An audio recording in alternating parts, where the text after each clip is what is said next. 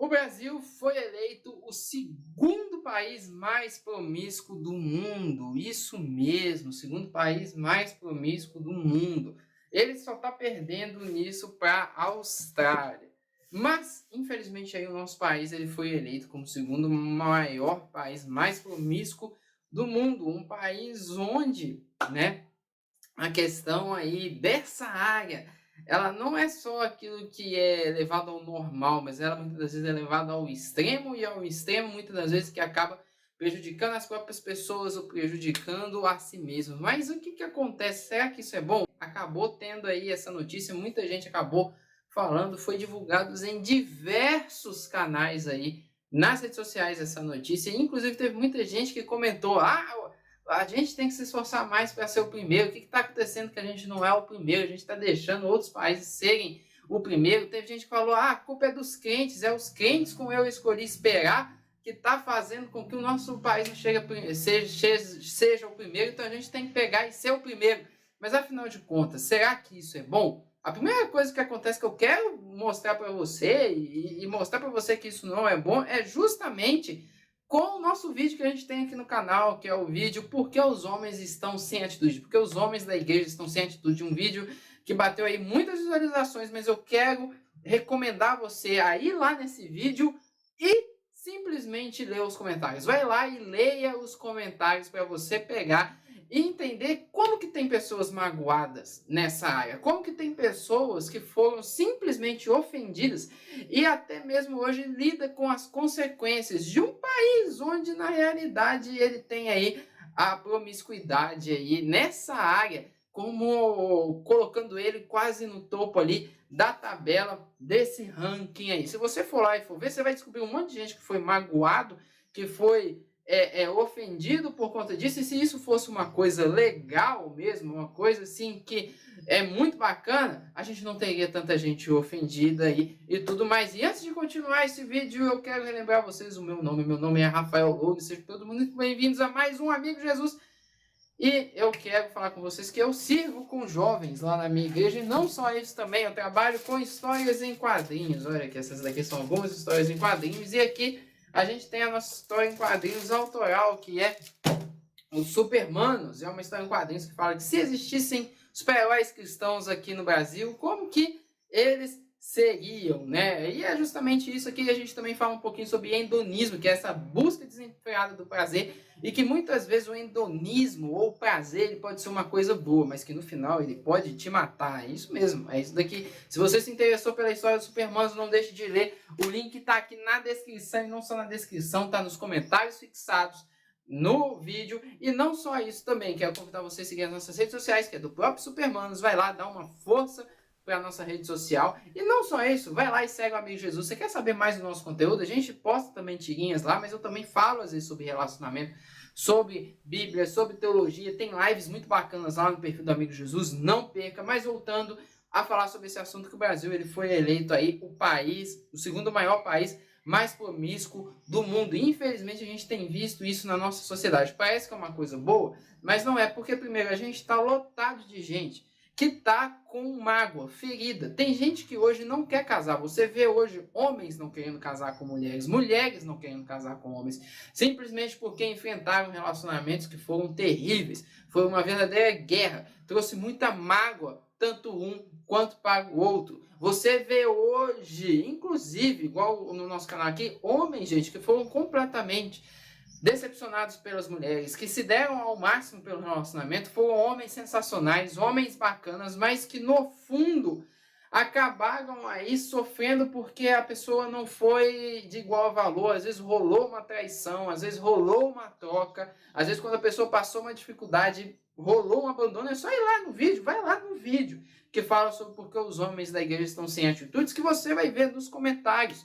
os camaradas comentando sobre isso tudo. E não só isso, a gente tem um monte de criança, um monte de jovem aí que muitos pais não reconhecem. Não é só pai não, tem mãe também que acaba não reconhecendo aí a criança. Filhos às vezes que vivem sozinhos, abandonados, às vezes abandonados pelos avós, ou pessoas que negociaram toda a sua vida por conta de um lance, por conta de uma questão, porque adquiriu ali uma questão ali de alguma doença relacionada isso. Eu lembro de uma história de uma menina que um pastor contava, que era uma menina bacana, top, da igreja, sempre estava lá, de boa, estava fazendo faculdade. Na faculdade toda ela viveu uma vida santa e bacana. No dia da formatura ela falou, não, hoje eu vou curtir e tudo mais. Decidiu ir para a cama com o rapaz que estava lá.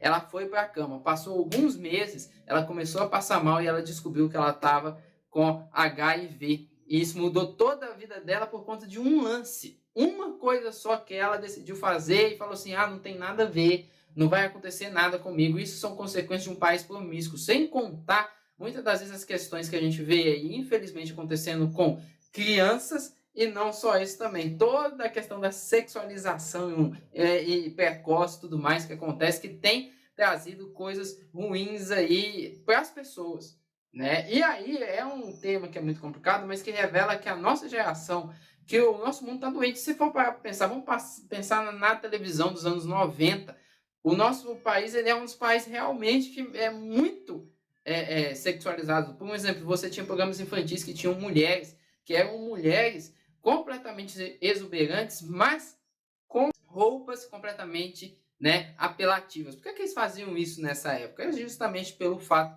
de que, né, quem explicou isso daí para mim foi o meu grande professor Lico Mota, mas justamente pelo fato de que eles queriam vender brinquedo para as crianças, mas para manter as crianças assistindo televisão, eles tinham que manter os pais assistindo televisão também.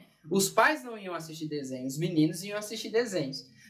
Mas só que para os meninos assistir desenhos, eles tinham que ter a audiência dos pais, porque os pais ficavam com o controle na mão. Então eles colocavam ali um mulherão, os pais ficarem assistindo desenho, e aí, o que acontece? Eles alcançavam os pais por conta dessa mulher, mas alcançavam os filhos que assistiam desenho, e no intervalo eles vendiam brinquedos que o menino ia virar para o pai e falar, pai, compra aquele brinquedo ali para mim, porque, gente, televisão não é entretenimento, não é uma ação social para fazer bondade para os outros. Televisão é venda. O principal mercado, o principal coisa que a televisão tem é o intervalo, né? Nem o programa, meu querido. Então, muitas das vezes a gente tem que abrir isso daí, a nossa mente para isso daí. E muitas das vezes essa questão do Brasil ser assim, ser incentivado a ser assim, é porque também tem uma coisa ali que vende, é mais fácil de manipular as pessoas, se as pessoas são mais hedonistas e tudo mais. Mas tem uma coisa que eu quero falar aqui, que acontece, né, que não é um motivo ali de comemoração, mas eu quero relembrar para vocês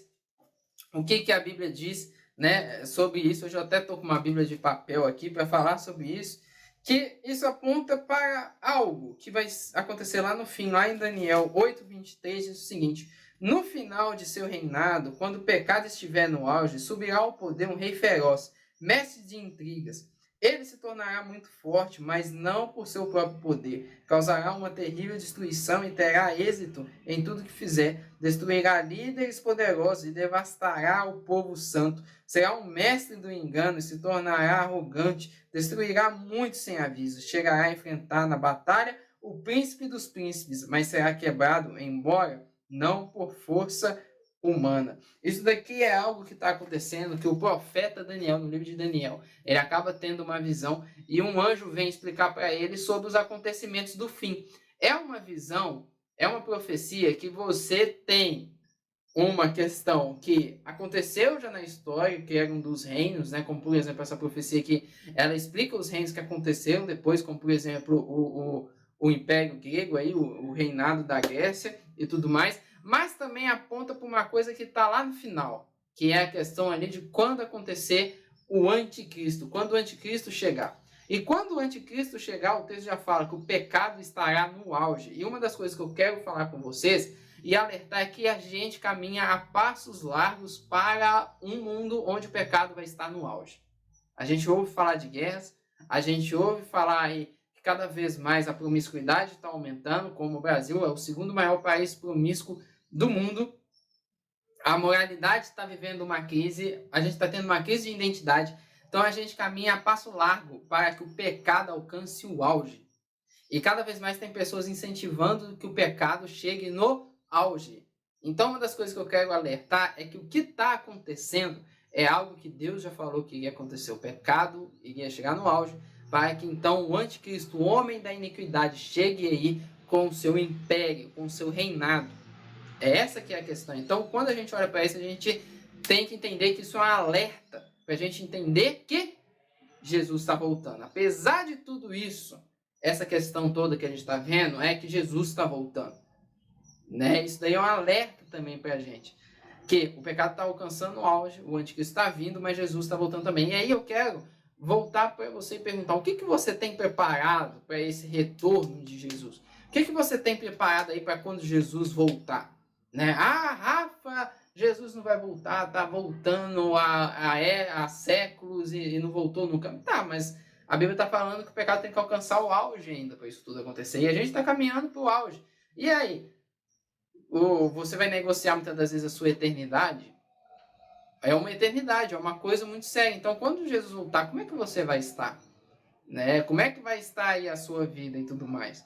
Vai estar uma vida que quando ele voltar você vai estar pronto para estar com ele ou você não vai estar pronto para estar com ele e aí viver uma vida aí num lugar ruim que é o inferno? É uma coisa que a gente precisa entender, porque essa questão do pecado se multiplicar está mostrando que Jesus está voltando, está voltando que o anticristo, está mostrando que o anticristo está vindo, que a gente tem que estar preparado para isso e preparado para encontrar com Jesus também. E uma outra coisa que eu quero falar, que é importante a gente ficar do lado, que é o lado que não vai estar com o pecado no auge, mas o lado que vai estar com a salvação no auge, que é Jesus.